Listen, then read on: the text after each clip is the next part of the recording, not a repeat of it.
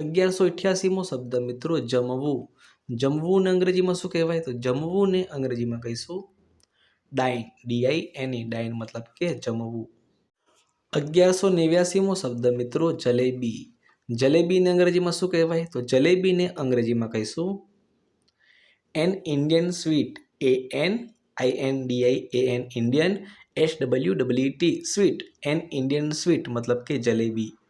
1190મો શબ્દ જાગવું. જાગવું ને અંગ્રેજીમાં શું કહીશું? તો જાગવું ને અંગ્રેજીમાં કહીશું to wake up. TO2WAKE wake UP up. To wake up મતલબ કે જાગવું. 1191મો શબ્દ મિત્રો જાડું. જાડું ને અંગ્રેજીમાં શું કહેવાય? તો જાડું ને અંગ્રેજીમાં કહીશું ફેટ. FAT ફેટ મતલબ કે જાડું. 1192મો શબ્દ હરીફાઈ. હરીફાઈને અંગ્રેજીમાં શું કહીશું? તો હરીફાઈને અંગ્રેજીમાં કહીશું રેસ. RACE રેસ મતલબ કે હરીફાઈ. 1193મો શબ્દ જીતવું. જીતવું ને અંગ્રેજીમાં શું કહીશું? તો જીતવું ને અંગ્રેજીમાં કહીશું to win. TO2WIN to win મતલબ કે જીતવું. 1194મો શબ્દ મિત્રો જીભ. જીભને અંગ્રેજીમાં શું કહેવાય? તો જીભને અંગ્રેજીમાં કહીશું ટંગ. TONGUE ટંગ મતલબ કે જીભ. 1195મો શબ્દ જીવવું. જીવવું ને અંગ્રેજીમાં શું કહેવાય? તો જીવવું ને અંગ્રેજીમાં કહીશું to live. TO2LIVE to live મતલબ કે જીવવું. 1196મો શબ્દ જૂથ. જૂથને અંગ્રેજીમાં શું કહેવાય?